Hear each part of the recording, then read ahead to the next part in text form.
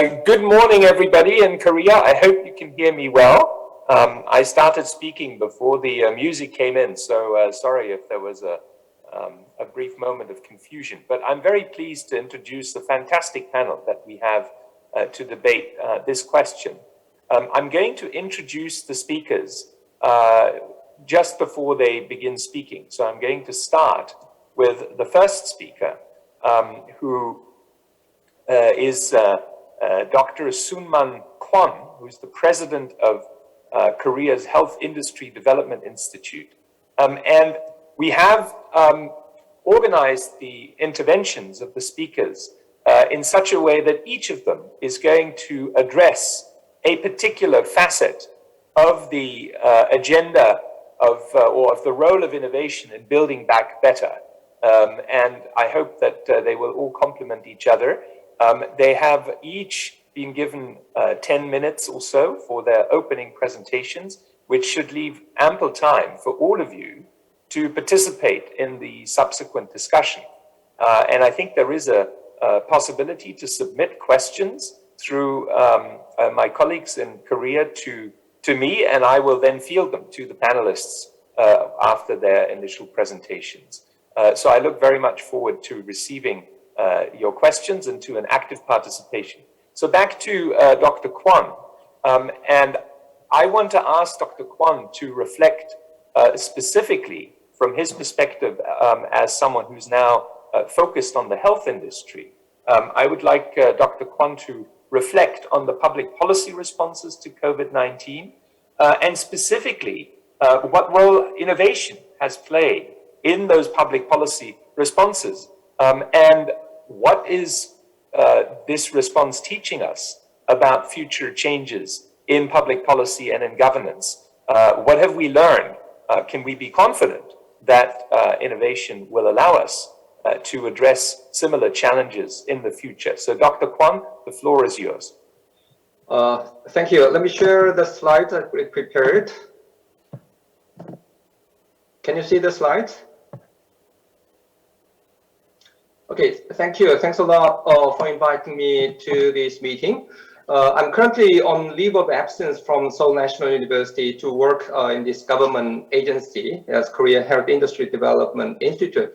So as Martin mentioned, let me overview some of the policy innovations and technological innovations in the response to COVID-19 in the context of Korea.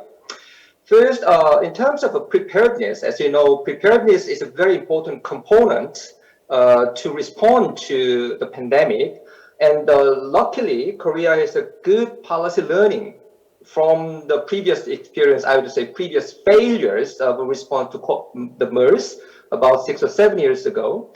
And after that, Korea strengthened the preparedness for the pandemic, such as the expanded the disease control agency, like a Centers for Disease Control, which even expanded to a disease control agency this year. And we introduced a system of testing in a big scale, and also contact tracing systems and treatment capacity. And what is also very important is that the coordination between national and local governments and local level systems for responsiveness, responses, and also the management of a social disaster. Because as you know, this pandemic is not simply a health problem. We need a broader social kind of coordination, and we should view this as a social disaster. And in the context of Korea, there's a very clear technical leadership of the central government, especially like Centers for Disease Control, and there's also an effective implementation at the local level, because as you know, most of those policy implementations should be done by the local government, such as school closures and mobilizing the public health centers. But, sorry, for this type of pandemic, preparedness is not enough, because there's still a huge uncertainty. So what we also need is that the kind of flexibility and agility and quick learning, sorry, based on the new evidence and based on the quick learning from the success and failure of previous responses, taking into account the local context. So for example, like allocation of confirmed cases, because at the beginning, all confirmed cases were hospitalized, and we soon realized that there are a lot of cases that do not have symptoms and do not have to be admitted to the hospital. So we introduced, for the first time in the history of the medical system, we introduced a so-called resident treatment centers, and patient confirmed cases were prioritized based on the severity. So only the severe cases were hospitalized, and other mild patients were staying in a so-called resident treatment centers for 2 weeks with close monitoring by like a mobile health and telemedicine. But this resident treatment centers is not health facilities, but just like a medium-term care facilities for those mild patients. So this type of like a policy innovations or innovations in the service delivery system is also very important. And we also constantly revise the criteria and the patient triage, or which type of patients are admitted and how long they are going to stay in hospitals and by when they should be discharged. So this type of constant revision of the admittance and discharge of patient from the healthcare setting is another very important element for the responses to the COVID-19. And innovations like technical innovations, as you know, ICT-based systems played a very important role in the Korea's responses to COVID-19. I mean, one example, it's not 100% ICT, but like a drive-through testing, as you know, is a world's first innovations to quickly perform the testing as well as to minimize the potential infections in the process of testing. And we have a very aggressive contact tracing and collect information on the where the patient visited, but this type of contact tracing can be controversial, and it should be based on a firm legal basis and law. As I mentioned earlier, after the MERS crisis, Korea revised the infectious disease control law, and we kind of legalized this kind of contact tracing and the collection of information. But as I mentioned, it can be controversial in other countries, and because culture and context are different in different countries. And also in terms of testing, you can easily collect the information about location of the testing centers and even the waiting time. So you can check, if you go this place, you should wait about how long. And so this type of information on the expected waiting time in different testing centers was quite useful to allocate people who want to be tested. And also the quality, safety, and speed of testing is quite good. I recently had a business trip to Germany and Denmark. I was really surprised to see the difference and how the testing effectiveness is different in different countries. And also various types of apps are available, and they are used for self-quarantine and QR code and vaccines. And also during this pandemic era, there's a huge increase in the e-commerce delivery systems and also telemedicine. Unfortunately, telemedicine itself is not legal in Korea, but during this pandemic crisis, it is temporarily legalized and has been used in practice. And I hope that this COVID-19 is the beginning of the expanded role of telemedicine in Korea. And also universal health coverage, as you know, is all important. I don't have to repeat this, but public funding is quite important to provide enough protection for people.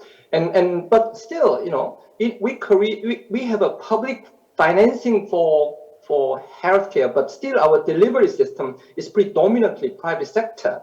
So that means although we have a universal health coverage and provide full public funding, but still some private hospitals have been reluctant to make it available their beds or especially the intensive care units for COVID-19 patients. So we still had some challenges in mobilizing the private sector beds, especially the private tertiary care hospitals. And governance is all important, as you know. It's not just a health care problem. So we need a good coordination among different sectors, like health and economic sectors, because Ministry of Finance plays a key role in providing economic relief, rescue measures, and also coordination among central, provincial, and local government, and also coordination among public and private sectors in terms of testing and treatment. And risk communication is important to build the social trust and participation, voluntary participation in social distancing and also vaccines. But still we face challenges. For example, vulnerable population. How to protect this vulnerable population is a key challenge in so many countries, including Korea, like old people, poor people, daily workers, or also illegal immigrants.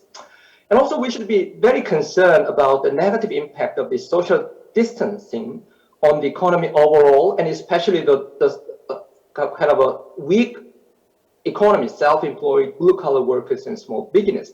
And also like social distancing or internet-based classes have had a different impact on students with different socioeconomic status, especially as you can expect, have a much larger negative impact on the students of the poor family. So I think from economist perspective, targeted policy is more efficient. Key lessons, investment into the strengthening health system UHC is a fundamental solution for the pandemic preparedness and response. And people have realized the importance of the resilient health system, resilient socioeconomic system, and also the close interconnectedness of health and economy. And as I mentioned just before, the protection of the vulnerable population is very important policy. And also, for many low and middle income countries, people think UHC only means the coverage for treatment. That's not correct, because UHC ensures access to not only treatment, but also population and public health services. And flexibility and accountability of government budget and so-called public financial management is also important, because we should be able to allocate more resources to the sector that have a high need during this pandemic crisis. So flexibility, agility, and also accountability is the key. And innovations, this COVID-19 gave us some important window of opportunity to experience the new innovations like agile policymaking, ICT-based innovations, e-commerce, or telehealth. Finally, governance. As I repeat, multi-sectoral cooperation is the key, because this is a social disaster, and we should be mobilized and improve the collaboration across all sectors. Thank you. Thank you so much, Dr. Kwon. That was a great overview of the role that innovation has played, but I think you also highlighted that innovation or technology alone is not a panacea. It's not the solution to all problems. And I particularly like the point you made about communication and trust. We will hear from another panelist on the issues of inclusion that I think you also highlighted. And I think we will also have opportunity to come back to some of the issues around governance and data regulation. Now, before we turn to those issues, we're going to take a slightly broader approach to the question of innovation. And I'm very pleased to now welcome my colleague and the World Bank's Deputy Chief Economist for the East Asia and Pacific region, Andy Mason. Andy has been the lead author and inspiration behind a recent flagship report that the World Bank put out on the innovation imperative in East Asia.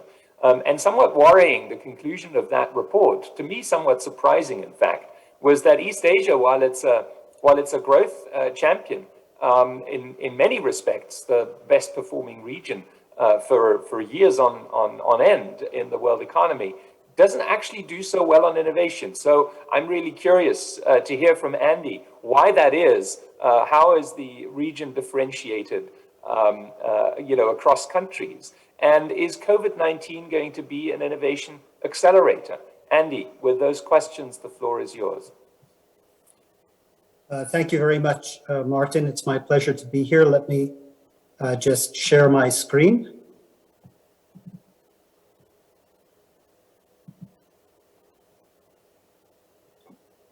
I hope you can see that okay. So good morning, everybody, and it's really a pleasure for me to be here today to present on the role of innovation in the post-COVID recovery.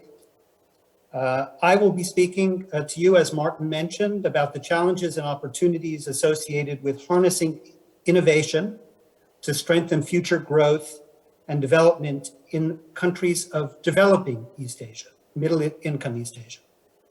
Indeed, my presentation will focus on a group of 10 middle-income countries in East and Southeast Asia, drawing on a World Bank regional report that colleagues and I published earlier this year, as well as some very recent work related to the pandemic.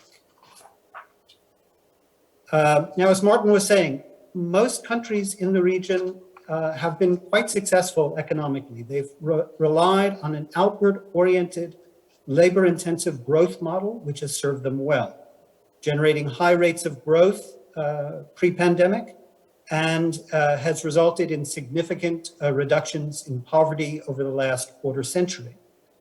But the model is now under stress. Productivity growth has declined since the global financial crisis. There are rising uncertainties in the global trade environment. Rapid technological advances are eroding countries' low labor cost advantage. Climate change is increasing countries' vulnerability. And the COVID-19 pandemic, the issue we've obviously all come here today to talk about, is creating the need for more flexible and resilient ways of doing things. To overcome these challenges, more innovation is needed. Now, this was true before COVID, but the pandemic has certainly increased the urgency for innovation, for productivity enhancing ways forward, and for creativity for ways out of the pandemic and beyond. So how are countries in developing East Asia doing with respect to innovation? It's important to acknowledge first that the region is home to a number of high-profile innovation successes, often in the digital space. And many of these successful companies are now household names in their own countries and across the region. But on that basis, while we might think that the region is ahead of the curve with respect to innovation, exactly as Martin said, if you look systematically at the data, you see that most middle-income countries in the region still face many innovation challenges. One key dimension of innovation is invention, developments that push the technological frontier. And invention gets a lot of attention, especially in the media, but also among policymakers. And if we look at key indicators of innovation, such as spending on research and development or domestic patents, we see that most middle-income countries in the region, shown in the light blue dots, are below where they would be predicted to be based on their per capita incomes. As you can see, most countries in developing East Asia fall below the orange regression lines. The exception, China, which is well above the line in both indicators. And you can also see Korea, which, because it's a high-income country, was not a direct subject of our study, but still, as you can see, is well above where it would be predicted based on its income level in both of these key indicators. Another important dimension of innovation is the diffusion and adoption of existing technology, which is maybe doesn't get as much attention in the press, but is also critical for raising productivity. And one key indicator of diffusion, international certification, which captures technological upgrading, also shows that most countries in the region still face innovation challenges. Again, the exception is China. Data on firm licensing of foreign technologies, another indicator of diffusion, is more mixed, but still half of the countries in the region fall below their predicted values based on per capita income. Moreover, data indicate that most firms are still far from the technological frontier. This slide, based on data from a firm technology adoption survey for Vietnam, shows the share of firms using different production technologies in manufacturing. The level of sophistication of these technologies increases as you move from the bottom to the top of the figure. And as you can see, most Vietnamese manufacturing firms still use relatively basic technologies, and only a tiny share uses advanced technologies such as robots, 3D printing, or other Industry 4.0 technologies. We carried out similar analysis on retail and agricultural firms, and the patterns are the same. Only a small share of firms uses the most advanced technologies. Most continue to use less sophisticated techniques. Now, Martin asked the question if the pandemic has accelerated, been an accelerator for innovation. And indeed, one possible silver lining of the pandemic is that it has served to accelerate firm technology adoption. Many firms started using digital platforms for e-commerce, for example, when in-person transactions became difficult or impossible. This figure shows accelerated adoption by firms of online payments, that's the dark blue dots, as well as the use of different types of data analytics, the gray and the red dots. The data also shows, however, that technology has not been adopted equally by different categories of firms. Larger, more sophisticated firms have adopted new technologies, and especially more sophisticated technologies, more than smaller, more basic firms. And this raises the risk of greater between-firm inequality in the aftermath of the pandemic. So this raises an important question. If innovation is so important to the region's future economic growth prospects, why don't we see more of it? Our study identified several important inhibiting factors in firms' abilities to innovate. For example, in the technology adoption survey for Vietnam I mentioned earlier, roughly 75% of firms, regardless of their size, reported a lack of information and uncertainty about returns to investment in new technologies as key barriers to innovation. More than half of firms surveyed also reported that they lack the capabilities to initiate and implement innovation activities. And firms reported that limited options for financing also impeded their ability to innovate. And when we looked deeper into the question of firm capabilities, a couple of important issues stood out. First, management quality remains low. Indeed, data from the World Management Survey indicates that even among the top firms in the region, management capabilities remain well below the global frontier, even in China, the innovation leader in the region. And as you can see, firms from the graph on the right side, firms have difficulty finding the types of workers needed to carry out the innovation projects. This is data from Malaysia. It shows a large proportion of firms report difficulty in hiring workers with adequate technical and non-technical skills. And this is true across the region, regardless of the country. Finally, we found that countries' innovation policies and institutions are not always fit for purpose. For example, countries' policies are not well aligned with firms' capabilities and needs. Innovation institutions often lack sufficient capacity to design and implement effective policies. Necessary coordination across innovation agencies is often lacking, as are the needed links and incentives for collaboration between national research institutions and private sector firms.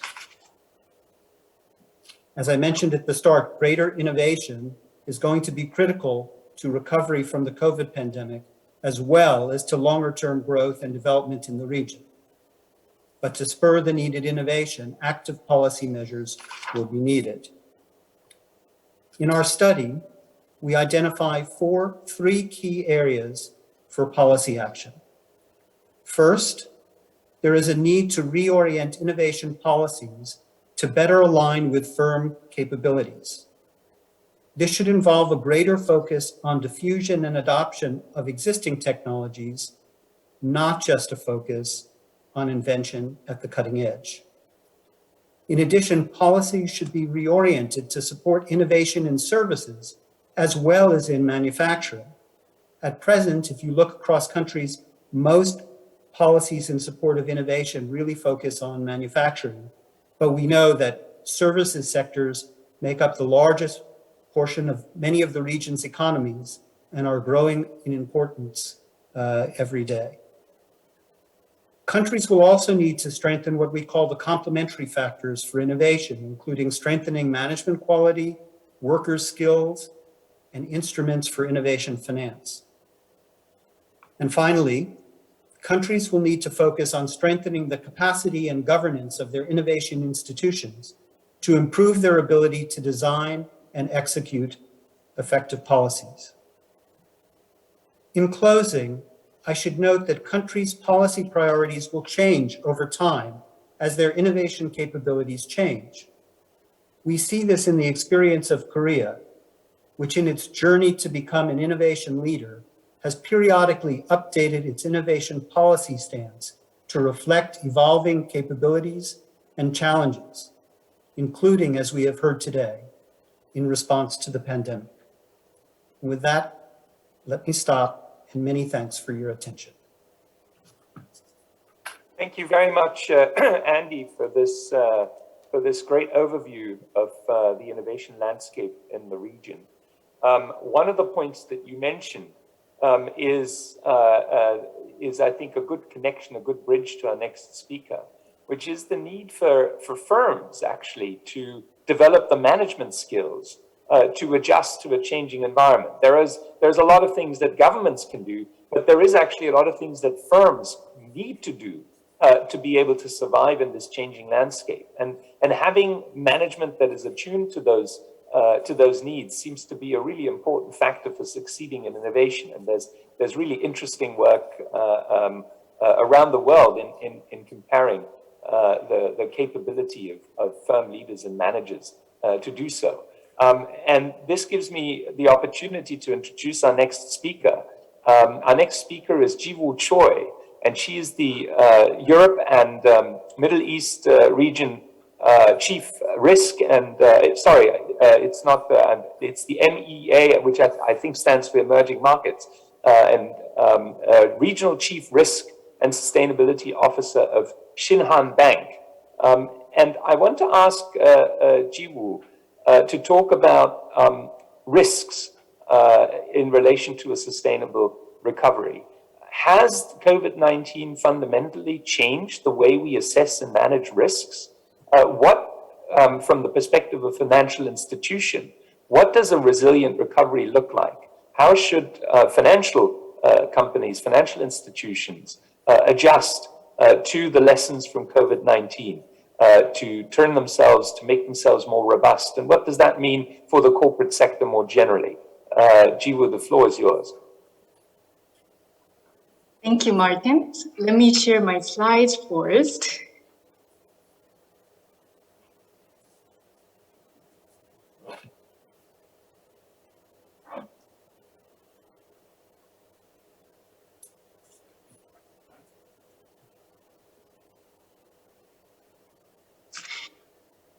First of all, this COVID-19 pandemic made me rethink what I believe there is golden rule of risk management. What gets measured gets managed.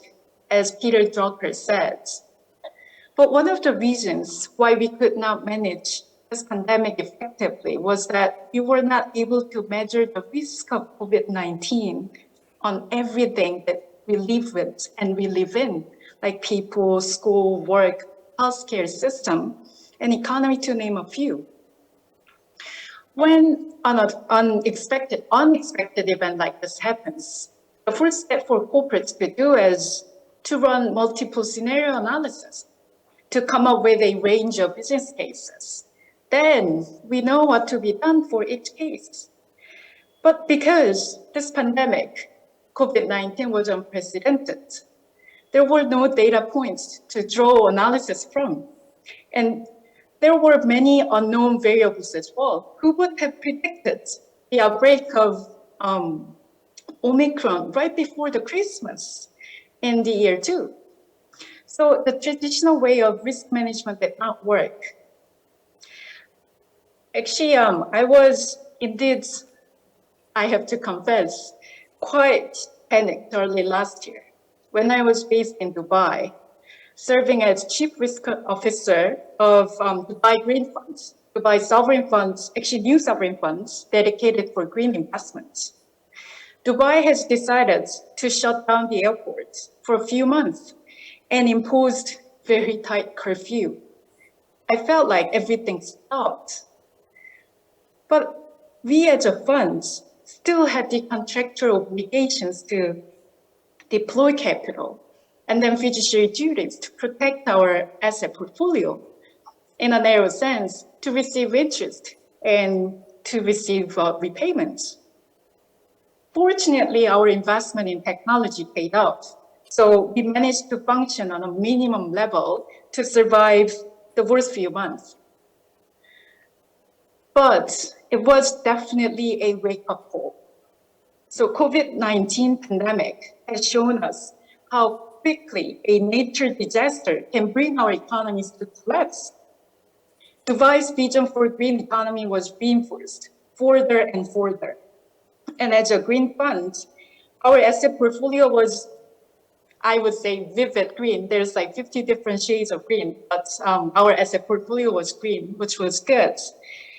But what we have realized in the first few, I would say, first few worst months of the pandemic was how interdependent we are to each other, globally, nationally, and locally. So the vulnerable rank, actually Professor Kwon talked about it. The vulnerable rank of the society was hit so hard during the pandemic. And in the wake of the worst few months of pandemic, as a sovereign fund, we actually revised our goal to be not only green, but inclusive. So we quickly actually expanded our target sectors from energy to food and agriculture. And at the same time, we actually expanded our target client base from state-owned corporates to SMEs and to households and to countries outside of UAE. So one of the initiatives that we launched last year was Shams program. Shams means sunshine in Arabic. So it aims to actually green the households from both from the supply and demand sides. So from the supply side, so we actually help them put the solar panel on the roof of their homes. And from the demand perspective, we actually help them to enhance the efficiency of energy consumptions. So it was not like grants to anybody. It was properly structured and designed as a transaction that could benefit like both. So green and inclusive, to rebuild a sustainable economy became our corporate mandate last year for Dubai Green Funds. Then I moved to London this year and joined the bank. So active discussion, it was actually the same discussions were going on from the risk management perspective. So what's needed to respond to heightened uncertainties that we have experienced and we are still experiencing during this pandemic? I think this world has came out a few times already. Resilience emerged as a keyword for the bank's risk management strategy. We identified actually the 6 key dimensions of resilience were identified with the support of McKinsey to enhance the corporate resilience, financial resilience, operational resilience, organizational resilience, technological resilience, reputational resilience, and business model resilience. Then the next step is to develop a strategy to achieve this goal, enhancing the 6th dimension of resilience. Guess what? We actually reached the same conclusion. In the wake of COVID crisis, and then in the anticipation of climate crisis, the key to make the bank more resilient is to make our operation and our asset portfolio to be green. And the repricing of green assets versus brown assets has started. And the banking regulations are going in the same direction. So greener asset portfolio for us will actually enhance financial resilience and business model resilience. And having the group's vision reset around being green, we actually launched a slogan last year, actually this year, of do the right thing for a wonderful world. Right thing here means green things for us. So this new vision will actually bring internal stakeholders and external stakeholders together, meaning it will actually enhance the organizational resilience and reputational resilience. But making our own operation and asset portfolio green does not necessarily mean that we will be exclusive financing green companies and green projects. Rather, we will actually help and support our clients with high CO2 emission to transition to net zero, which will actually enhance the resilience of the economy as a whole. Then in the long term, the economy with enhanced resilience will benefit us, the bank. So as you see, our strategy of being green and inclusive will create a virtuous circle. This is exactly what the role of finance could play for resilient and sustainable recovery, I think. I'll get to the point in a minute. I actually wanted to share some data with you. So in 2020, the pandemic has lost the global GDP by more than 3%. This is more than anything that we have experienced in nearly a century. Let me show you the next slide. This is the economic impact projection by Swiss Re in 2 degrees Celsius scenario.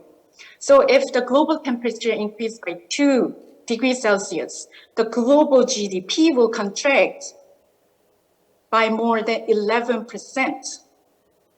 And 2 degrees Celsius scenario is not an unlikely scenario. So all the upgraded NDCs, the country's commitment to cut the CO2 emission at COP26 fall short of Paris Agreement, which is 2 degrees Celsius scenario. So this is not the worst case scenario. This might be a better than the base case scenario that we are getting into. So now I saw this 2 data.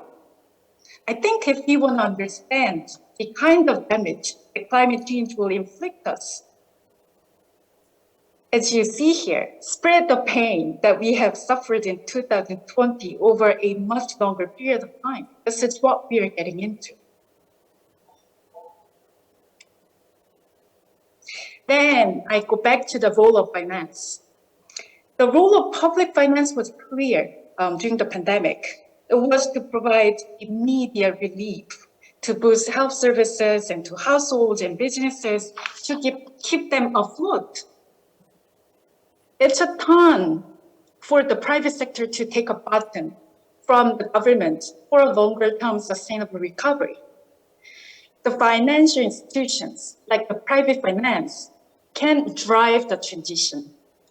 the financial institutions can reorient, redirect the finance flow to green and inclusive economic activities, meaning supporting and helping our clients across all ranks of the society, including businesses, large or small, and households, to transition to net zero.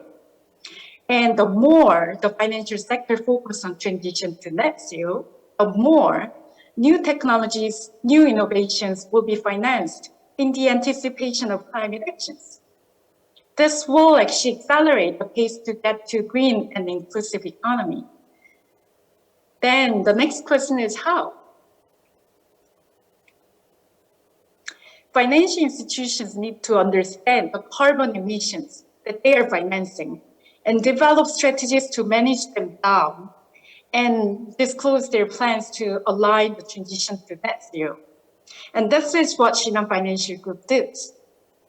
We measured our portfolio's carbon emission with the support from S&P Trucost, and then established carbon saving goals based on SBTi. And we came up with the strategy. We identified 100 clients with the highest emissions and deeply engaging with them to support their emission down. And we have prioritized the investments on green technologies, including carbon capture and energy storage among the others. With this plan, we have announced the net zero banking for the first time among Northeast Asian banks. This is actually one example of what one financial institution can do, but this ambitious drive is leading others to follow suit. Indeed, other Korean financial groups also announced net zero banking after us. I think that means now the banking edge industry would be able to redirect the financial flow to green and inclusive economic activities for the society. If there's one positive to be had from COVID-19, it raised the awareness of what's coming on our way and moved the climate change agenda from CSR, corporate social responsibility, to risk and resilience, and even the business opportunities. This new trend was evident in this year's COP in Glasgow, actually. So one of the shifts in this year's COP compared with the previous years was that the private sector had joined the climate talks with the governments and philanthropists. In Glasgow, we had renowned leaders in various industries who had practical plans to decarbonize and support innovations, including CEOs of global banks, Larry Finch from BlackRock, Bill Gates from Microsoft, Jeff Bezos from Amazon, to name a few. Indeed, it was the first time for Korea's commercial financial group to participate in COP. Our group chairman joined the discussions with the government officials and many others from global financial institutions and NGOs in Glasgow. I see more hope than ever for all of us to act together to drive the net zero. And these collaborative actions will lead us to sustainable recovery and ultimately to get us all to resilient global economy, I believe. So I'll stop here for now. Thank you. Thank you so much, Jiwo, for laying out the case for a green and resilient recovery. I think one thing that you said resonated with me, which is that in some sense you could say resilience equals inclusion. And our next speaker is going to tell us a little bit more about why that is the case, and in particular address the difficult trade-offs that we may face in a more innovation-driven economy, as the evidence seems to suggest that some types of innovation may be very good for productivity, but have highly unequalizing effects on workers and companies. I think something that Andy also mentioned. So how can innovation be made more inclusive? And for this, I'm very pleased to welcome Professor Robin Klinger-Vidra, who is a reader in political economy at the King's College in London and has written extensively on issues of innovation, inclusive innovation, particularly focused on the East Asia region. So Professor Klinger-Vidra, the floor is yours. Terrific, thank you, Martin. And I believe my slides are getting shared by the organizing team. So I'll just wait a moment and hopefully that will happen. I think they're coming up. Perfect.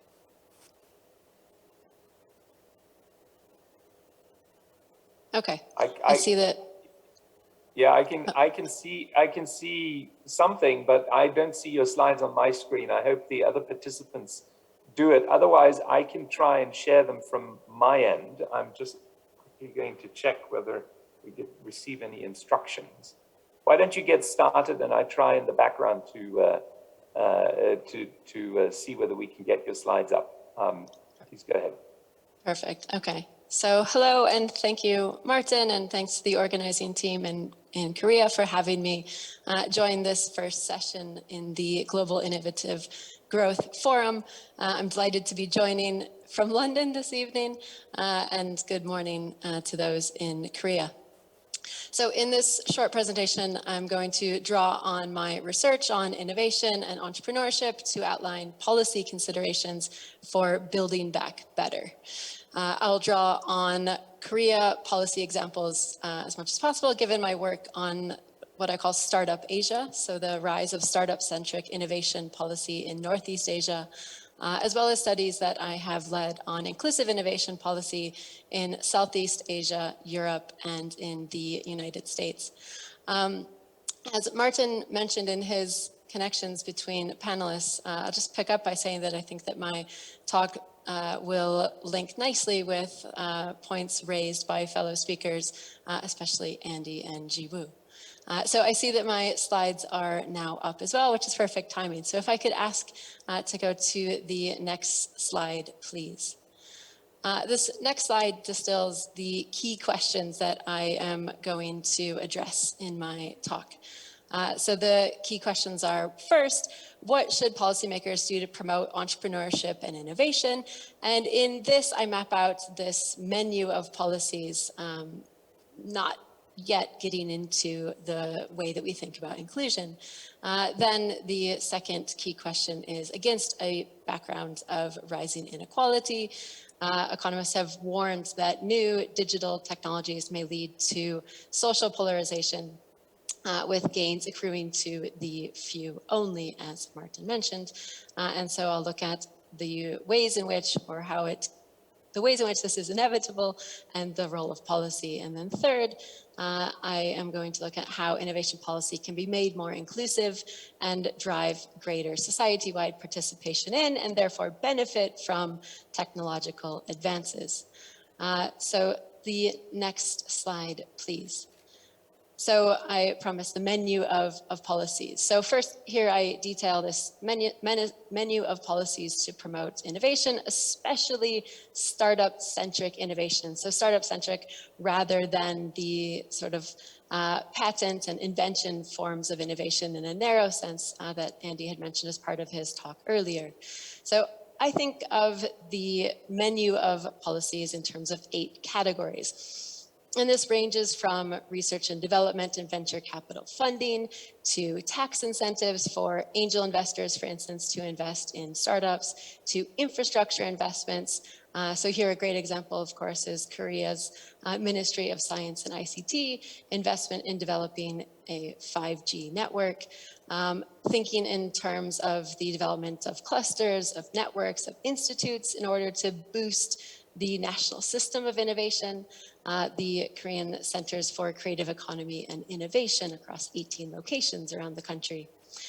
Attracting talent and investment. So again, example from Korea here being the K-Startup Grand Challenge, which has brought numerous entrepreneurs to Korea to start up and to collaborate with Korean firms, including the Chaebol, in order to develop their business. I also here include the advance of capital market structures, specifically stock exchanges that are startup, high growth, firm friendly, such as Connex. And the last, and then just to sort of foreshadow that some of the policies are more, say, indirect and broader. And the last of the menus that I'll touch upon here is that of education. So increasingly, this points specifically to STEM education, so science, technology, engineering, and mathematics, and also entrepreneurial training. So thinking of the menu of policies to support entrepreneurship and innovation, from the direct and maybe sort of hard forms of supports like funding and tax incentives through to broader indirect forms of policy such as education systems, and then much broader than, of course, specific modes of innovation, technological infrastructure. In reality, it's a combination of these policies across the menu that are implemented together at different times and to address different aims and to deliver for different segments of a country or of a regional innovation system. But I think it's helpful to start with this sort of menu of policies that we are choosing from. So if I could ask the organizers to go to the next slide, please.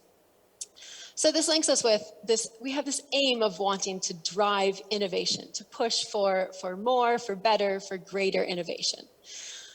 But one increasingly evident challenge is that given the outperformance of digital technologies, the very success of these industries, and in sort of good cases for policymakers, when these particular policies, as we saw in the previous slide, actually work, the result is both greater productivity and improvements in the sort of livelihoods and things that come from the consumption of these innovations, but also inequality.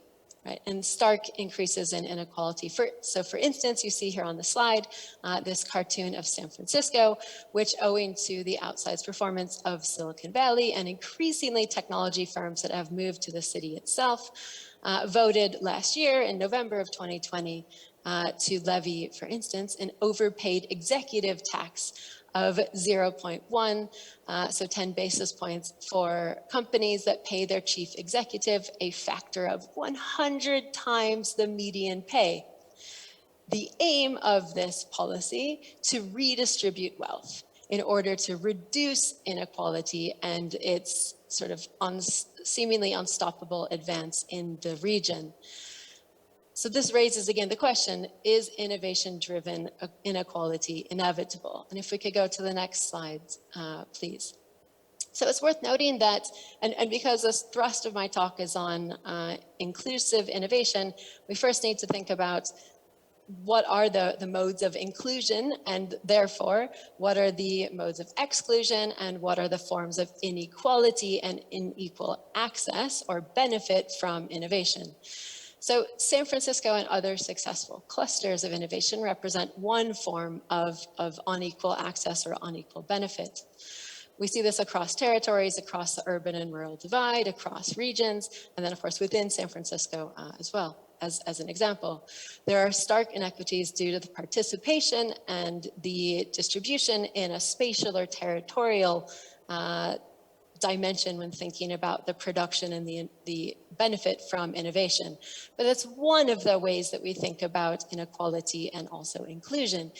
Inequality due to technological advance and the gains derived from that also comes in industrial dimensions. So incomes in ICT, in the information and communication technologies industry, for instance, in comparison to traditional or so-called low-tech industries are, of course, highly unequal, and so participants in the different sectors experience hugely different incomes and are able to afford very different lifestyles.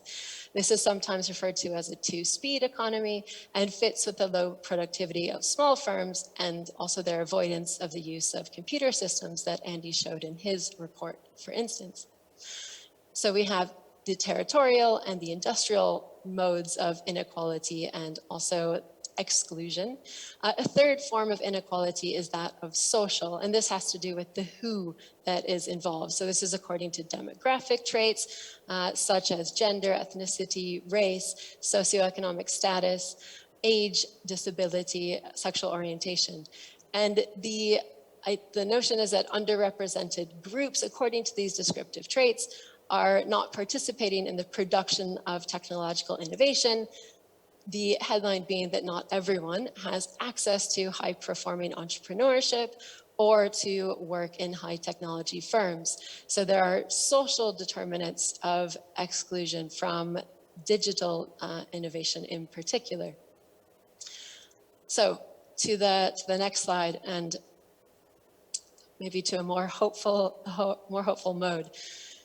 So the question then is how to design innovation policy, and particularly in the context of building back better and a sort of 2.0 system, if we can call it that, or Industrial Revolution 4.0 if we're moving in the .Os, so that we can better pre-distribute opportunity. So rather than redistribute, as we saw in the case of the executive tax, overpaid executive tax in the example that I gave before, how do we better pre-distribute opportunity?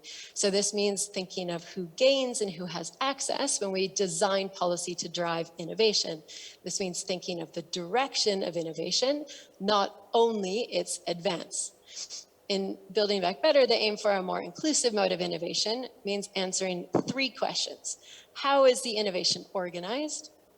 Second, what is the medium? It's the what of innovation. Is it technology? Is it specifically determined around digital technology, for instance? And where does it take place? So as we saw with COP26, this means placing climate change and environmental imperatives at the fore as well in the direction of what we're striving for with innovation. And also embracing collaborative modes of innovation. It means thinking about the what in terms of more than only ICT as synonymous with innovation. Reminder that innovation is, of course, defined as the application of a novel product or process, not strictly invention. So having to do with the application of, or as Andy mentioned, the diffusion of.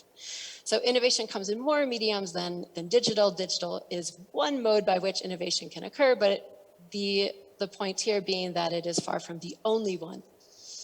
Now, a silver lining of COVID-19 is perhaps it has shown us countless examples of bottoms-up or citizens-led innovation.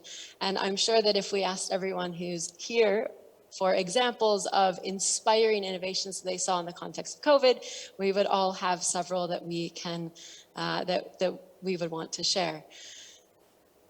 This, for me, means that we can remember this more democratic notion of who is considered an innovator and what counts as innovation as we build back better. So if I said everyone has an example, the example that I would share, and I did a number of interviews virtually in Vietnam in the early months of the pandemic, and so I'll share an example from that. So an entrepreneur adopted his smart home business to develop the rice ATM, which distributed many tons of essential sustenance, so 1.5 kilograms of rice to thousands in Ho Chi Minh City within days. For me, this exemplifies purpose-driven innovation. It addresses challenges faced by underserved members of society, in this particular case in the context of the pandemic lockdown. And it was not the result of strict research and development funding, of top-down modes of innovation support. It was grassroots. It was bottoms up. It happened. And then the question for policymakers is, well, how do we amplify? How do we support that if we're not doing it in a more sort of linear process? And it's worth remembering that it had a significant and immediate effect on all of those that it touched. So if I could go to the 7th and my last slide, please. So to bring my presentation to a close, I touched upon policy strategies for boosting the social forms of innovation, inclusive innovation in particular. So I mentioned territorial, industrial, and social, and I'll close in thinking about strategies that can better pre-distribute innovation access in terms of prioritizing building the missing social, human, and financial capital endowments of underrepresented groups, according to ascriptive or demographic traits. So this can take the form of earmarked funding in the helping to enable access to finance capital to groups who do not traditionally have access to funding as others do. to the provision of targeted training so that more members of society have sufficient human capital skills, such increasingly as STEM backgrounds, in order to participate. In terms of social capital boosts, so mentorship and networking schemes and creating so-called bonds and bridges and innovation systems, so those who are on the outside or excluded are able to gain access to key social networks so that they stand a better chance of being able to participate. In doing so, we stand to increase the equity of opportunity, and as more of society is able to drive innovation, we can see a greater range of challenges being addressed, a more diverse range of challenges that are being addressed, and also those being able to benefit from technology, representing a broader swath of the society. So to close, innovation is not neutral. It has a direction, and in building back better, let's point that direction towards addressing societal and environmental challenges in a more inclusive way. Thank you. Thank you so much, Professor Klinger-Vidra. I particularly liked the distinction between pre-distributive and redistributive policies. I think as an economist, that gives us something to think about. It also provides a bridge to our next and final speaker for this panel, who's Randeep Sudan, who is the founder and chief executive officer of Multiverse. Randeep has done a lot of work recently on the future of work. I'd like to ask him very simply, how has the workplace changed through COVID-19? And how is innovation more generally changing the workplace? Is it changing it in a way that is leading in a more inclusive direction, Randeep, or should we be worried that computers will replace us and many of us will not know what to do and only few will benefit? Your take on this, Randeep. Thank you. So thank you very much, Martin. I would like to present two examples of thinking of innovation, not in terms of products or services, but in terms of paradigms. One example relates to jobs and skills, which you just mentioned, Martin, and the second relates to the use of digital twins. So COVID has caused major disruptions around the world. And according to the International Labour Organization, there has been a loss equivalent to about 140 million jobs due to COVID. And as Robin mentioned, inequality has grown. The increase in the wealth of US billionaires, just the US, is 3 times the combined annual income at $1.90 per day of the entire population of the world living in extreme poverty. So just think about that all the world's poor, 3 years of their total income is less than the increase in wealth of just the US billionaires over the period of COVID. So COVID has cast a grim shadow on the world, and especially for those who are poor. The McKinsey Global Institute had estimated sometime back in 2018 that by 2030, we are likely to see the loss of 400 to 800 million jobs and the creation of 590 to 890 million new jobs. This was on account of automation, artificial intelligence, and robotics. But disruptions in labor markets due to automation have become amplified because of COVID. This chart shows the jobs that are likely to see an increase in demand and jobs that are likely to see a decrease in the decade ahead. Jobs in areas like healthcare and technology are obvious examples of areas where there will be an increase in demand.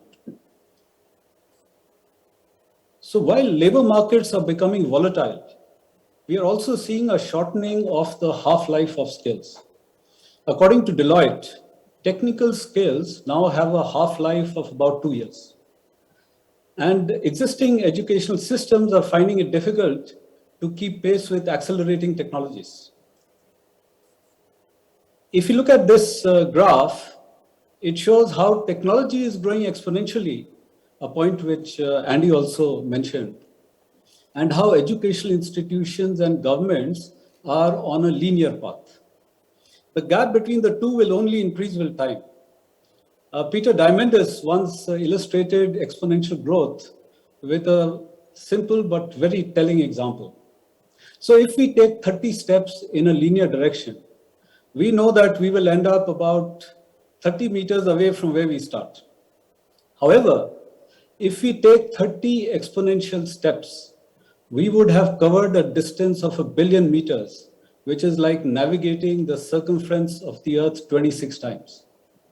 So the human mind is not wired for looking at exponential growth or exponential developments. And this is something which makes it difficult for regulation and for educational institutions to catch up with what is happening in the world of technology. So we need to have a different approach to preparing for skills in a post-COVID world. We need to create a workforce that is liquid. The term liquid workforce was first coined by Accenture in 2016. And a liquid workforce is one that can be rapidly reconfigured based on changing demand. To create a liquid workforce, governments will need to partner with academic institutions and employers to pursue national programs on digital credentialing and immersive training. Digital credentials are extremely important in a post-COVID world because if you are able to create an inventory of skills in terms of digital credentials, we can match workers with jobs, we can ensure fast hiring, and we can identify areas for skilling, reskilling, upskilling, or multi-skilling much, much better. And not only doing digital credentialing, it's also important to use immersive technologies for skilling. So the use of immersive technologies and augmented reality can accelerate skilling in ways which is not possible otherwise. For example, a worker using augmented reality could repair and maintain equipment with minimal training. Walmart and Verizon have shown how immersive training can reduce training times by factors of 20 to 30. Walmart successfully cut down the training time for certain types of work from 8 hours to just 15 minutes. Similarly, Verizon reduced the training time for call center agents to handle calls from angry customers from 10 hours to 30 minutes. UK's National Health Service has shown that virtual reality can dramatically improve the understanding of infection control measures. 92% of VR participants acquired a better understanding of infection control measures as compared to only 16% in the control group. So this brings us to the importance of digital twins. A digital twin is the digital version of a place, a person, an object, or a process. The creation of digital twins is a first step to using immersive technologies or creating what is a hot topic these days, a metaverse. According to PricewaterhouseCoopers, immersive technologies have the potential to increase global GDP by $1.5 trillion by 2030.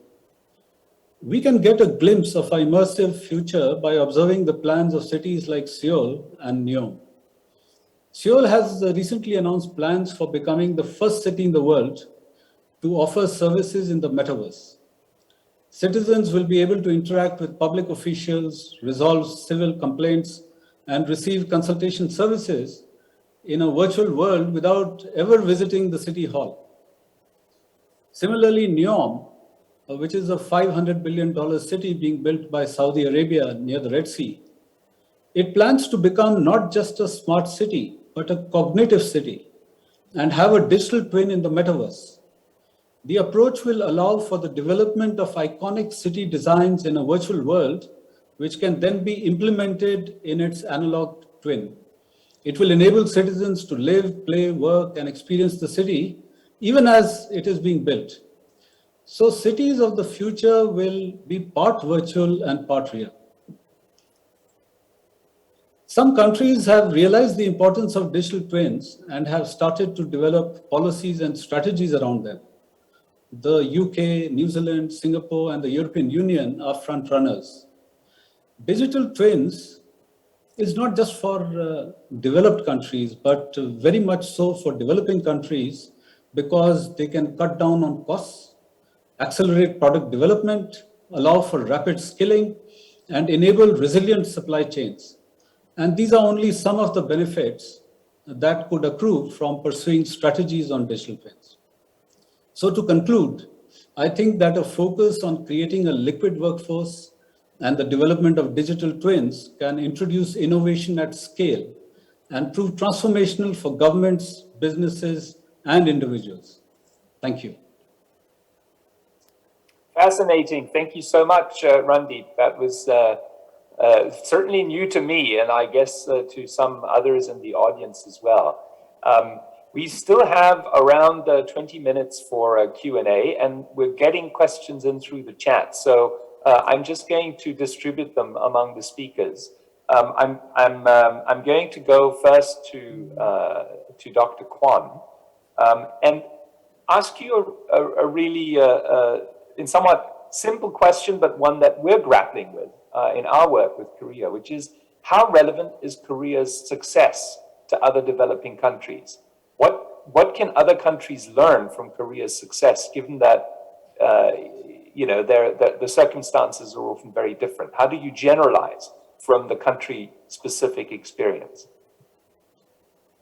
Great, thank you. Well, the measures such as aggressive contact tracing may not be relevant to some countries due to cultural regions, and also for some or many low-income countries because of the lack of capacity or infrastructure. But what is very relevant is first is investment in the preparedness, okay?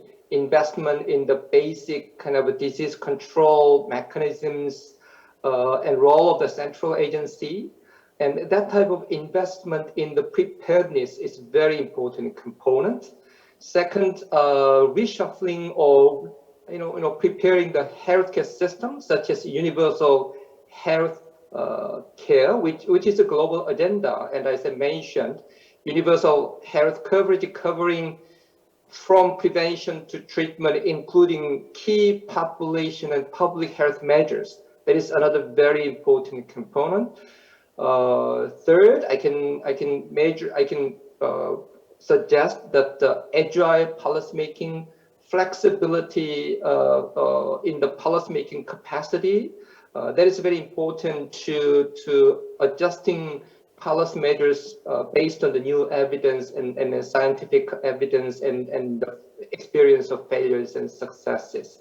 And also, of course, we have a half success, but protection of the highly vulnerable populations, such as old people, poor people, that is very important component for the response to the healthcare system. I mean, technology is very important. Actually, my agency is the R&D agency. We allocate all public R&D to the health sector, funded by the Ministry of Health and Welfare, CDC, and FDA.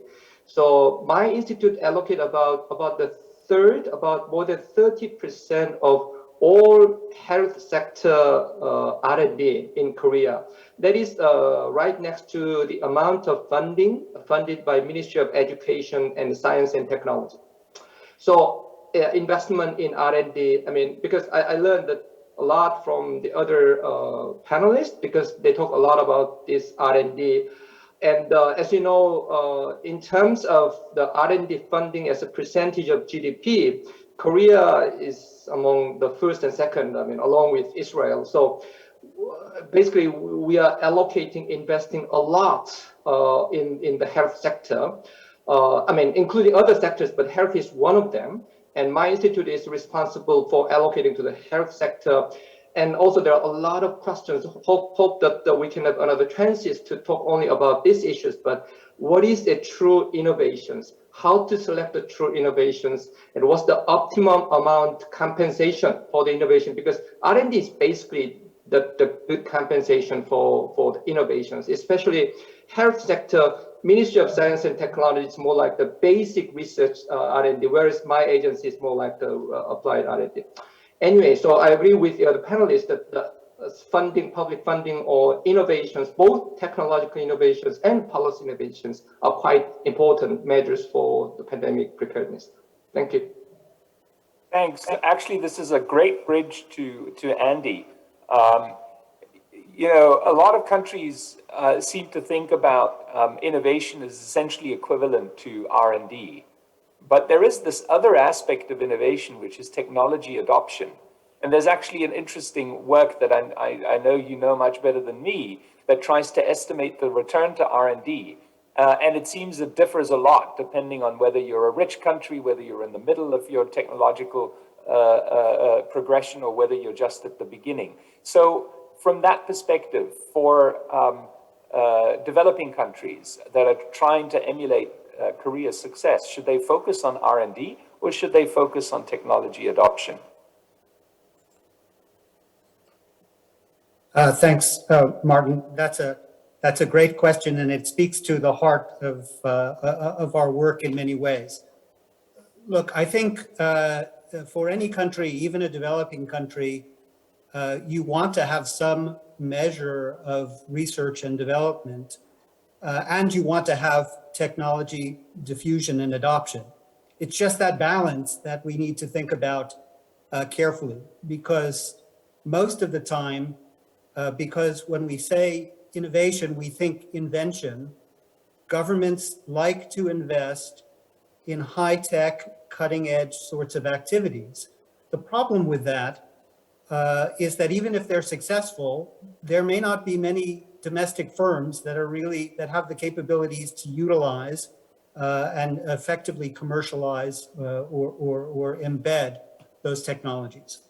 So really the starting point for a lot of our countries and a lot of the firms in our countries is to start by building basic innovation capabilities, and then to begin to support technology diffusion and adoption. The outward-oriented growth model that countries in East and Southeast Asia have used, and the foreign direct investment that has brought in technology, has been very effective for a small segment of firms moving up the technological scale and moving up the value scale. But that technology transfer doesn't go very deep into the economies and societies. And so there's still a lot of work for diffusion and increasing productivity through supporting firms in adopting existing technologies. There continues to be more space in most countries in the region as well to benefit from the technology transfer that comes from participating in global value chains or getting foreign direct investment, but then looking to make closer ties between foreign linked firms and domestic firms as a way to infuse further technological advances into society. Now there's great heterogeneity in firms. There are advanced firms even in the lower middle income countries in the region. And so I don't want to give the impression that R&D is not relevant. It certainly is. But we need a better matching and a better concurrence between firm capabilities and the R&D that's done. And it also encourage private firms to do more and more of their own research and development. And Martin, if I can just, to conclude, picking up on the previous question about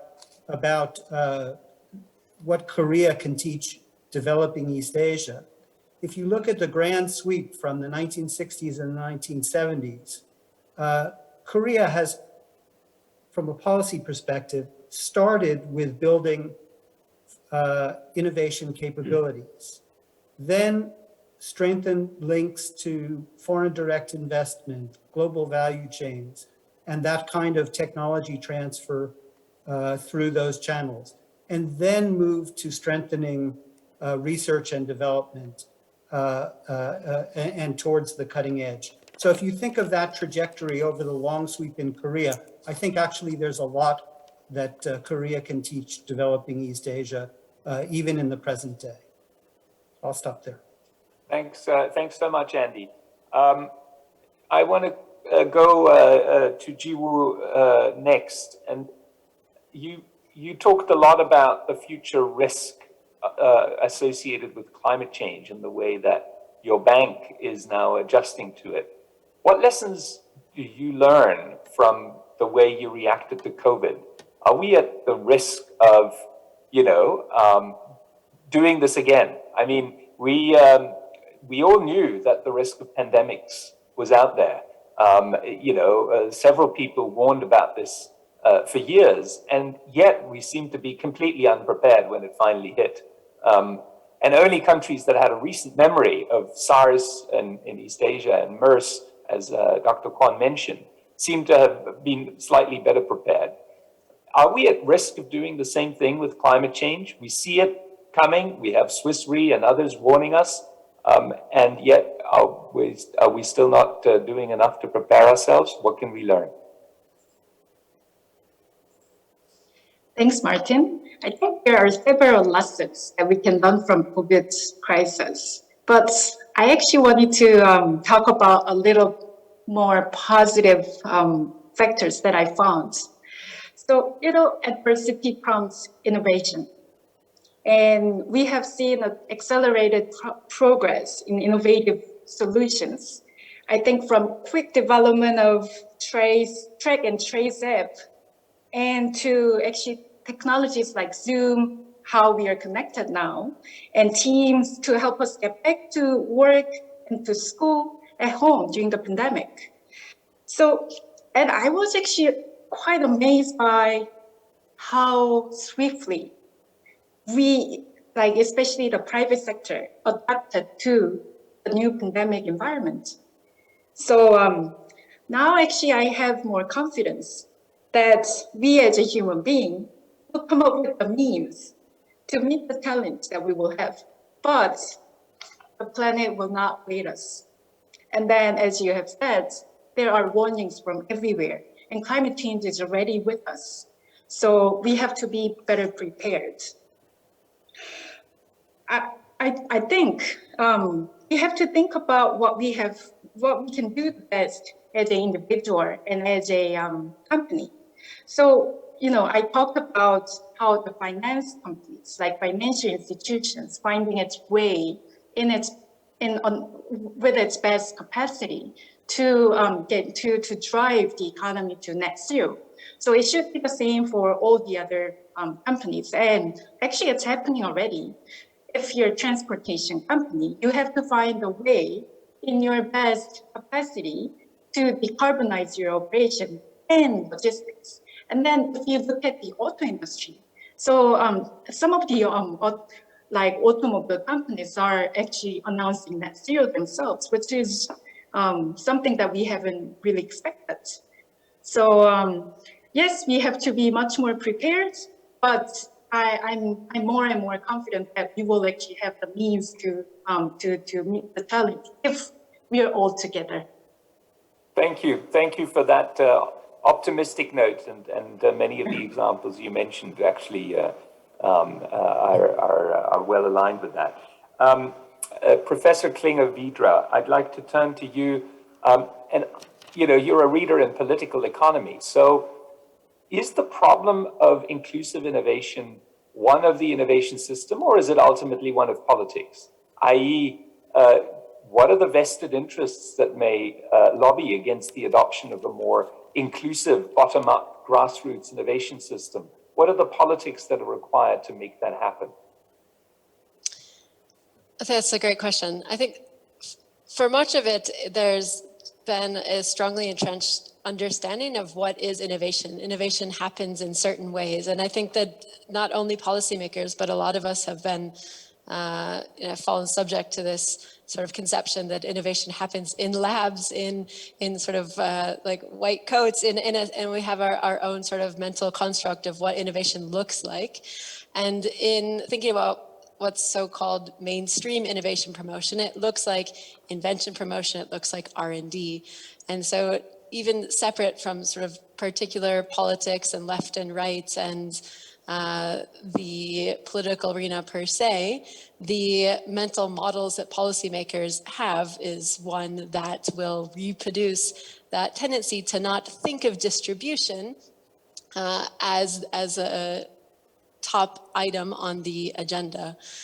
There's also an issue of how innovation policy has worked, right? That it has a notion of invention to adoption, commercialization, diffusion, et cetera. And the challenge that perhaps COVID showed with supporting, say, grassroots innovators, and maybe the rice ATM example that I mentioned, is, well, where's the role of the state? What does the state do there? And so the question then becomes, how does the policy making apparatus respond to and react and amplify and focus more on the project and on the innovator and less on the technology and the sort of aim that is set from the outset. So responsive rather than the state as the driving force. I mean, I think that just to close maybe and to say, where does the state go from here? I mentioned that there's sort of the more direct hard policies and then the softer ones. I mean, there's even to move beyond mental models that we have of innovation that haven't historically put distribution and inclusion at the fore.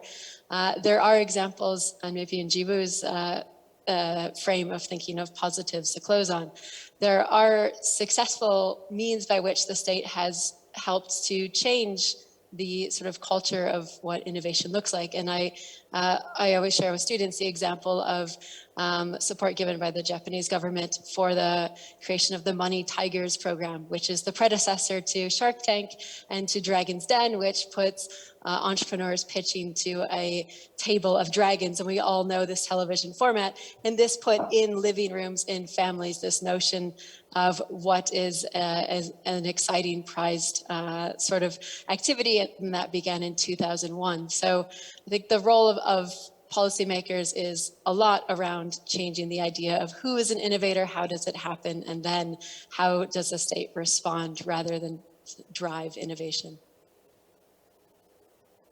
Great, I'm sure that's something that Randeep can relate to, but I want to challenge you a little bit, Randeep. One of the questions we received is this technology wave really different? I mean, there were concerns about technology displacing workers in the 19th century, the Luddite movement. Actually, it goes back to the 15th century. Some people would attribute the rise of the Reformation in the 15th and early 16th century to the technological changes experienced at the time. So, is this time really different? Yes, Martin, I think this is very, very different. So if we look at the adoption rates for technologies in the past and see how many years it took to reach a 50% saturation level. So if you look at automobiles, it took about 110 years. In the case of electricity, it was about 80 years. We came to the internet about 15 years. And now this pace is accelerating. And I will give one example to just illustrate this acceleration. There is this Open AI Institute in the US, and it has developed a technology which essentially is a text predictive technology. It is called GPT, General Pre-trained Transformer. So basically it has ingested a lot of stuff which is on the internet and is able to then generate text. So it can answer questions, translate languages, and now it can even do coding with just natural language. Now it started in 2019 and it was trained on 1.5 billion parameters. This is 2019. In 2020, GPT-3 was trained on 175 billion parameters. So look at the jump in 1 year, from 1.5 billion to 175 billion in 1 year. Now, this year, we have the Chinese similar model called Wudao, which has been trained on 1.75 trillion parameters. So from 175 billion to 1.75 trillion. And next year, we will have GPT-4 being trained on 100 trillion parameters. So just imagine in the space of 3 years, to move from 1.5 billion to 100 trillion. Now that exponential growth in technologies is causing disruption in labor markets, which we have not seen before. Earlier, there was some time to adapt to change. So if a technology came in, people could adapt. They lose a job, but they get skilled for another job. With this rapid pace of technology, how will you convert a taxi driver who has been displaced by an autonomous car into a cybersecurity expert? It is not feasible. So that's why the challenge that we face with digital technologies is of an order which is completely different and not comparable with previous technologies. I was hoping that we could end on an optimistic note, but I think your presentation actually suggested that there are ways in which learning can be made to work in a similar exponential form. And I think this example of the digital twins is really a fascinating one. I'm curious when the World Bank will start its first digital twin. I sometimes feel we operate in more linear fashion still. So there's much to learn. Look, this has been a fascinating discussion. I'm not going to try and attempt a conclusion, except to say that what Dr. Kwon spoke about when he reflected on Korea's experience, I think has some more general relevance to this discussion and the broader challenge of innovation in developing countries, which is, I think you said, Dr. Kwon, you said, prepare well. And I think this discussion, hopefully, will help all those connected to think about these issues and prepare. If we're running behind the curve, it's much more difficult to adapt. But then the second thing is to learn and adapt, change your model as you go along, be flexible. And I think, Randeep, your example of the liquid workforce fits in quite nicely here. Use evidence. I think to me, one of the really good examples during the pandemic was how quickly evidence was marshaled and new papers were being written that reflected that evidence and allowed policymakers to adapt based on that evidence. And I think finally, adjust our mental frames. Adjust our mental frame to the possibility of exponential growth, but also adjust our mental frames to the reality or to the need to think about innovation and the actors in innovation in a different way, and move perhaps a little away from this idea of men in white in white aprons in a laboratory, and think of it as a much more social process involving many more actors, and as a result, hopefully, harnessing innovation also for an inclusive development path. With that, thank you all very, very much. I was sorry that as a moderator, we ran slightly over, but I was given an extra 5 minutes, and I think it was worth it because we had such excellent speakers. I wish all of you a fantastic rest of the Global Innovative and Growth Forum, and from Beijing to all of you, goodbye. Thank you.